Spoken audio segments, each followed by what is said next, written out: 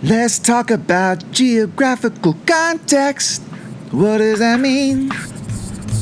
My name is Zach, and it's my show. You know what else? I'm at my home.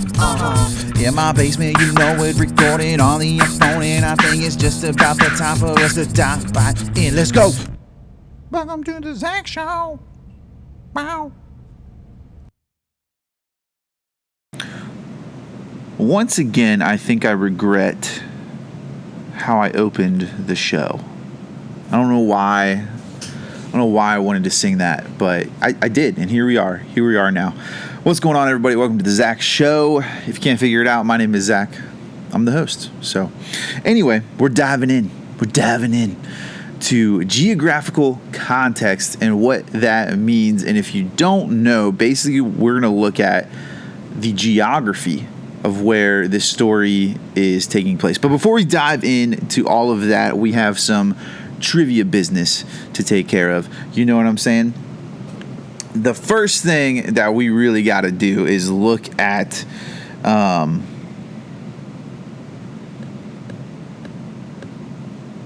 done downloaded the wrong sheet on here. And look, I normally don't like to edit, but we're gonna do a quick little edit to make sure I download actually, maybe I did download the right one and I don't have to edit it at all. I did. I just had the wrong file open. Score. We're back at it. No edits happening here. Anyway, we're gonna look at the cliffhanger question first, and then obviously do some basic trivia, some multiple choice. We're going biblical trivia this time, you know. Yeah, and then we're gonna hit the next cliffhanger question, which I'm really excited about this week because I just think it's awesome. But anyway, the cliffhanger question from last week was this: Darth Vader tops the list of biggest movie villain. Second on the list is Hannibal Lecter. Who is number 3? So Darth Vader is number 1. Hannibal Lecter is number 2. Who is the third best movie villain? Would you say best? Who's the worst movie? Is it the worst villain? Is that the best villain? I don't know. Anyway, Darth Vader is like the favorite villain. Second favorite, Hannibal Lecter. Who is the third favorite? Are you ready for this? We'll get a little drum roll, a little Zach Show ASMR going on here. How's that sound? Probably terrible. The answer is the Wicked Witch of the West from The Wizard of Oz. Who knew? Who knew? I haven't even seen Wicked yet. It's on Peacock, and I just haven't watched it. I'm not a huge musical theater guy, so that could be part of the reason. But I know my wife really wants to watch it. I kind of want to see it because it looks a little funny as well. So I thought it could be something fun for us to watch together one day if we ever get to it. You know, you have a kid and you can't stop going to the movies. It's crazy. I used to be Regal Unlimited, be going every week. It was amazing. And then we had Amazing that kind of went out the window. So anyway, one day, I can't wait to take Maisie, my daughter, to the movies with me when she gets old enough. It's going to be fantastic. But moving on to some of the basic trivia, which is all multiple choice. We give you the answers to that right here, right now. Question number 1 is, who is the author of the book of Revelation? Is it A, Matthew, B, Mark, C, Luke, or D, John? Who wrote the book of Revelation? Revelation is also a really good example of historical and cultural context that we could have used last week, but we didn't. We used later. Well, we're going to get in that later. But who is the author of the book of Revelation? Is it A, Matthew, B, Mark, C, Luke, or D, John? The answer is John. Number D. That's right. John wrote the book of Revelation. So he wrote the Gospel of John, 1st, 2nd, 3rd John, and then also the book of Revelation. The reason why it would be a really good example of historical and cultural context, because it's a little bit crazy, but he is taking what he has seen in the book of Revelation, right? And if it's about the rapture, which hasn't happened yet, then that means John has seen at least the technology, the structures, the things of at least today, unless we get raptured right now.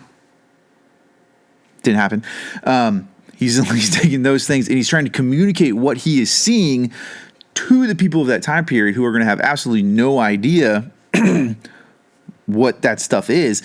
And nowhere in the book of Revelation does it even talk about that God gave the knowledge to John of what these things are, right? So if he saw a helicopter, does he even know what that is? Maybe he doesn't. We don't know. So Revelation can be a little tricky. Like, how literal is the book of Revelation? How symbolic is the book of Revelation? Some things we know are literal, like Christ coming back, things like that. What we don't know is symbolic or literal, is if he's talking about a giant scorpion coming out of the sky. Is there an actual giant scorpion, or does a helicopter kind of look that way? Who knows? Very interesting. If you've never done a study on the book of Revelation, you should definitely hit it up.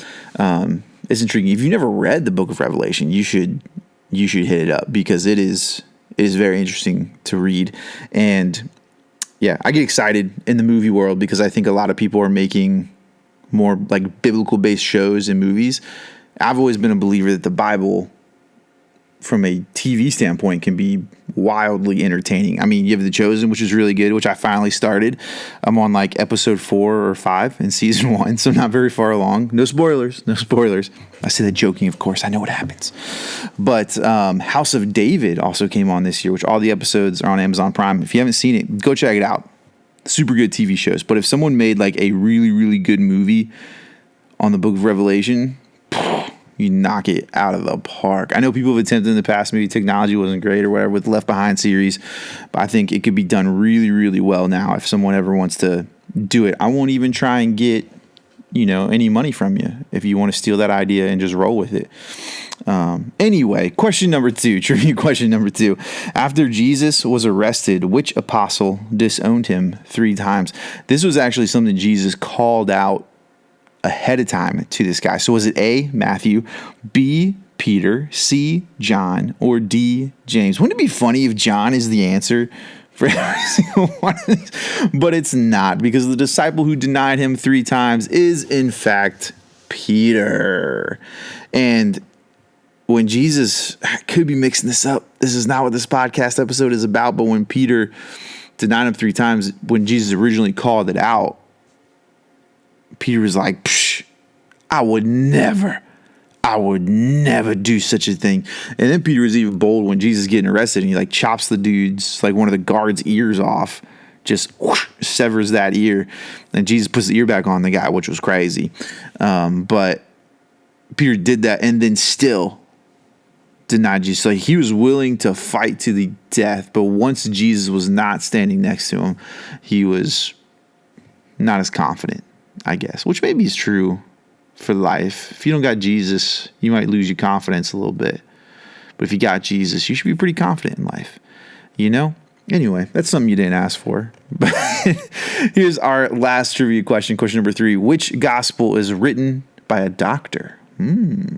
Which gospel is written by a doctor? Is it A, Matthew, B, Mark, C, Luke, or D, John? Matthew, Mark, Luke, or John. Those are the 4 gospels, in case you're curious.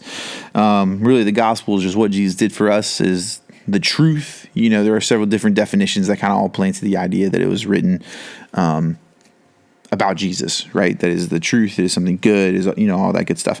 But the answer is, which gospel is written by a doctor? C, Luke was the big guy. The big doctor fella. Matthew was a tax collector. Matthew's probably my favorite gospel out of the 4. I don't know how you really choose favorites. I like Matthew because it's very like clean, cut, dry. Do this, don't do that. It's simple. It's easy to understand. For my brain, it just works. Not everybody's the same way as me, and that's cool. John is probably like my second favorite because he's a storyteller, right? So like everything kind of really flows in a good story. I don't know why this is what I think of when I think of flowing, but it is. If you're listening to this and you're not watching this, I'm just wiggling my arm, kind of like Nigel from the Wild Thornberries. Anyway, that was weird. So now let's move into the cliffhanger question for this week. And this is the one I'm really excited about. I wish I could answer in this episode. I'll just have to film the next episode like tomorrow so I can talk about it and get it out of my brain, and then just schedule to go up later. But here is the cliffhanger question that you will answer in the comments, and I'll tell you the correct answer next week in our next episode. So make sure you like, comment, subscribe. This is going to be the thing I want you to put in the comments. It says, Studies show men are more likely to make better business decisions if they have blank. Fill in that blank. Studies show men are more likely to make better business decisions if they have blank. What is that blank? Fill it in. Whatever you think it might be. No answer is a bad answer. Except, there is a right answer, but curious. What do you think? Help men specifically make better business decisions if they have what? If they have blank. That is the cliffhanger question. We are going to go ahead and start diving into the content for today. Now, once again, I said this at the very beginning, but just to recap, we're diving back into context this week with the same story that we did last week. So I'm not going to reread it. If you want to hear me read it again, if that's something that soothes you. My daughter likes it when I read stories. I take some pride in that. But you can check out last week's episode.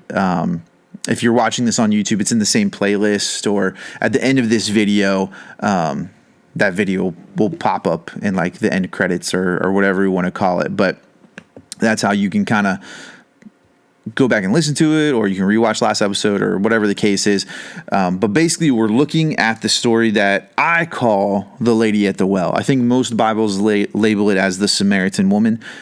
I don't even know where I got that label, the lady at the well, from. I don't know if it was a Sunday school class when I was a little kid or what. That's just how I've always known it. But to just give you an overlook of the story in case you don't want to go back and you don't know the story at all, we're taking a look at the story like I just said. But basically, as Jesus is traveling, he goes through Samaria and he has a conversation with this lady. Now, the story reveals that she has had 5 husbands and she's now living with someone who is not her husband. And Jesus essentially uses her to spread his message throughout her entire town, which is what we kind of know, right? That's how much we know, at least the entire town. Who knows the ripple effect after that? But last week, we really hit on the historical and cultural context, which tells us that she is probably one of the lowest of the low as far as people in her society goes, right? She is a woman, number one. In that time period, women were always thought of as less than. Agree or disagree? Hopefully you disagree with that statement now. But in that time period, women were not thought as highly of. They weren't educated as well. A lot of times marriages were kind of like a business transaction for families. When you recorded your family history, like your lineage, they would list the husband under both families. They wouldn't even list the woman. So that's why, maybe we can talk about this closer to Christmas, but if you look at Mary's lineage, one, it's going to be hard to find in the Bible because it says Joseph. Right? So it'll appear that Joseph has 2 lineages, but what they would do in that time is once you married somebody, you were then considered that family's son. Right? You weren't considered an in-law like we would label it today. You were considered that person's son. So in the lineage, when they're writing the lineage out, they would typically write out just the men of the lineage. So it would appear that Joseph had 2 lineages, but one of those is Mary's. Anyway, like I said, that's more relevant to like Christmas time, if we ever talk about bloodlines, which is something crazy. But anyway, so women were unfortunately thought of as less than in society. Number 2, she had several husbands and she was living with someone who is not her husband currently. So that, for anyone in that time period especially, is going to get looked down upon. Right? That you can't hold a husband down, or for whatever reason, either these men keep leaving you or whatever. And now you're living with someone who's not your husband, right? In that time period and in that culture, not a good look, right? And then number 3, she is a Samaritan. And Jews of that time hated Samaritans. And we're even going to look at kind of how intense it was with this context in particular today, but they didn't like them. I heard someone say one time, I don't know if this is true or not true, I have no idea, but Jewish people of that time period would wake up and thank God that they were not Samaritans, or that they were not Gentiles, or that they were in fact Jewish. They would, which maybe is not a bad thing to thank God that you are who you are, but it starts to get a little nasty and a little mean when you start thinking, God, thank you that I'm not that person because they're horrendous. That's not a nice thing to think. That's not a nice thing to say. So anyway, knowing the historical time period and then the culture of that time, it was a really big message that Jesus was sending by not only offering salvation to these people, but by using this person in particular as the messenger, right? So he's not just simply offering salvation to the people of that town, which he is, and that's a big deal because most Jews wouldn't even want to set foot in there. He is also using this woman who even in that society is probably thought of as one of the lowest of lows. And that's who he uses to spread his message. So that's kind of what we were getting at last week. Today, we're going to take a look at the geographical context and see what it is telling us. So the goal of looking at all the contexts is you can pull the original meaning out a lot, right? Sometimes the Bible can be a little tricky and you're like, man, what is the meaning of this? And especially when you get into stuff, I guess a lot like this, where it can read like a history book. More, the Old Testament a lot of times reads like a history book. So what are we pulling from this? Like, what was the purpose of this being in there? What can we pull from that? And that's where looking at all these different contexts can really come in handy.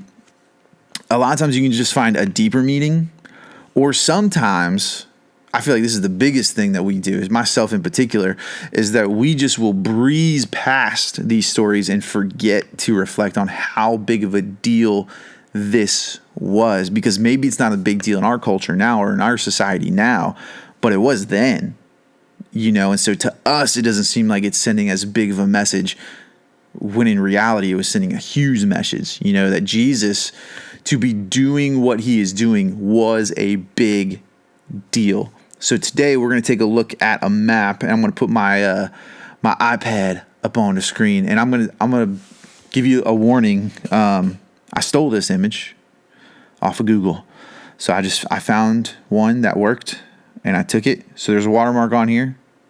It's going to say it's not licensed, and it's not. But to give props to the people who put this this picture out there, it's geography.bible-history.com. So apparently this map, I didn't go to the website. I just saw it on Google. I said, I like that. Plopped it into this bad boy. That's the map we're going to be looking at today. So if you want to go ahead and turn your eyes onto the same screen you've been watching this whole time, if you are listening to this, I'll do my best to describe everything that I'm doing. But to the north, what you are going to see is Galilee, right? So you have Galilee up here, and then to the very south, you have Judea and Jerusalem and all that stuff by the Dead Sea. You have the Sea of Galilee by Galilee, and you have Judea, Jerusalem by the Dead Sea and all that stuff. In between those two, that is where you find Samaria, and that is where this story takes place, particularly at Jacob's well, right? So this is where Jesus encounters this Samaritan woman, the woman that I like to call the lady at the well. This is where Jesus encounters that person. So a couple things you can see on this map. One, these gray dots right here that you can see, these guys is how the Jewish people would typically travel from Ephraim over to Nazareth. They would walk around. I'm going to erase that a little bit so you can see it a little bit better. They didn't even want to set foot in Samaria. So they would walk from Ephraim and they would just circle around, right? Now to look at this, the green arrows is Jesus' path, right? So he goes from here and he goes right through the well and right through Samaria altogether. So we can see that this is such a big deal based on the culture. They would add a significant amount of time to their travel so that they didn't even have to set foot in Samaria, which is clearly the shorter path, right? And that's probably crazy for us to think of when we think of traveling, right? Like normally you take the most direct route to where you're going. How is the fastest way that I can get there? But this culture, the Jewish culture of the time, hated Samaria so much that they didn't even want to set foot in it. So for Jesus, who is a Jewish person, to cut through Samaria, to stop at the well, to have a conversation, all intentionally, is a very, very big deal, right? And you can even see his disciples like kind of come into this story and I feel like are a little standoffish, and they're like, Jesus, you need to eat something. And he's like, I have food that you don't know anything about. And they're like, did somebody feed this guy? Like it's all, to me, it seems, and maybe I'm just assuming too much, maybe I'm reading in between the lines when I shouldn't really be reading in between the lines, but to me, it seems like, a little standoffish, like they didn't really want to be there. They're trying to hurry up and get on to the next thing. And it also just realized to me that I never hit record on my iPad. So you guys aren't going to see any of my fun lines and scribbles, but you'll still see the map, and that's cool. So once again, the north is Galilee, the south is Judea, in the middle is Samaria, the big yellow part.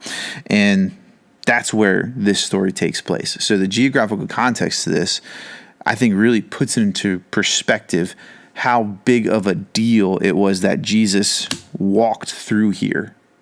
Simply just walked through, let alone he had a conversation with someone as well.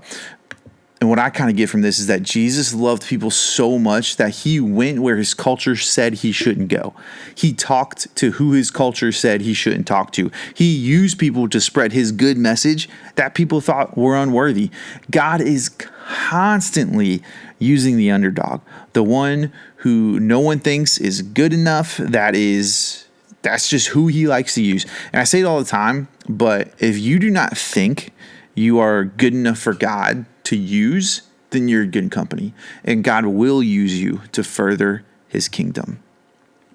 So what I'm pulling from this whole story, looking at this context in particular, is just do what God is calling you to do. Don't worry about what people think you should or shouldn't do. Just follow what the Bible says and tell people about Jesus. Love God and love people, and you're doing it right. Honestly, it's my same advice to parents. Like, I've only been a dad for about 3 years now, but my biggest advice to parents, or new parents in particular, you come with all these things, you get worried about stuff. Like, I was the same way before Maisie was born. Like, oh no, am I going to do this right? Am I going to do that right? But the biggest thing I'd always tell people is, if you love your kid and you try your best, you're doing it right. You're going to be a great parent. If you love your kid and you simply just try your best, none of us are perfect. Our kids should be learning what to do from us. They're also going to learn what not to do from us. And as hard as you might try, that's always going to be a factor because we're imperfect people. That's just how it is.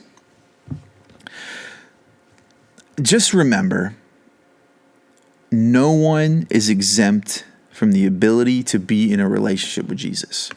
Our job is not to pick and choose who gets to have a relationship with Jesus. Our job is to point every single person to Jesus. I heard someone say one time that there's no perfect church, there's no perfect pastor, but there is a perfect God.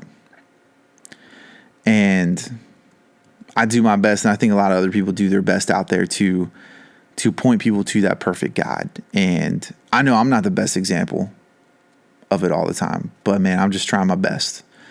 And it seems to be a little bit of a tagline of mine lately. A lot of times it comes when someone gives me a compliment or whatever. My response is like, man, I'm just trying. I'm just out here trying. I'm not trying to be perfect. I'm just trying to do the best that I can possibly do. And that's really it. That's all we can do. When it comes to telling people about Jesus, we're just doing the best that we can. But looking at this story, don't limit who you are talking to about Jesus. Don't do that. Tell everybody. Whether you like him or not. You can look at the story of Jonah in the Old Testament. He gets eaten up by a whale because he didn't want to go to Nineveh in the first place. And then he gets spit out at Nineveh. And then he goes to essentially, tell people to repent. God's going to do all this stuff if you don't. And he was kind of rooting for God to destroy Nineveh. And the people turn to Jesus. So don't root for someone to get sent to hell. Tell them about Jesus. It's not up to us as to who we're going to tell necessarily. We're telling every single person, that's what we should be doing.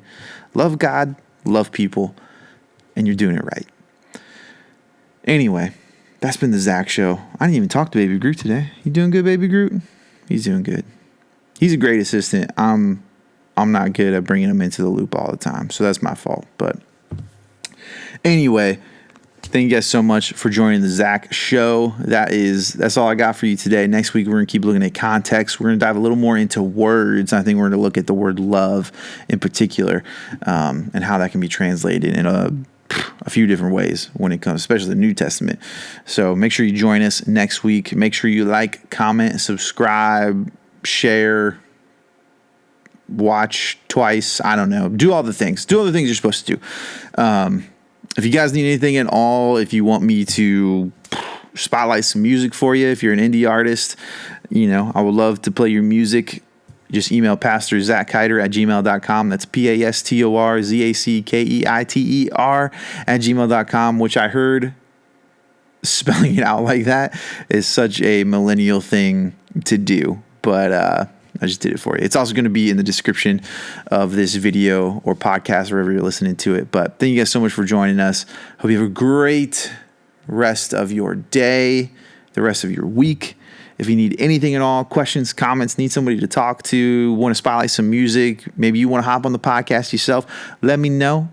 I got a few people I want to get on here, and a few people told me they're interested that I would love to have on here that I think would be a lot of fun. But like, comment, subscribe, comment, email. I don't know. I've run out of things to say at this point. Thanks for joining the Zach Show.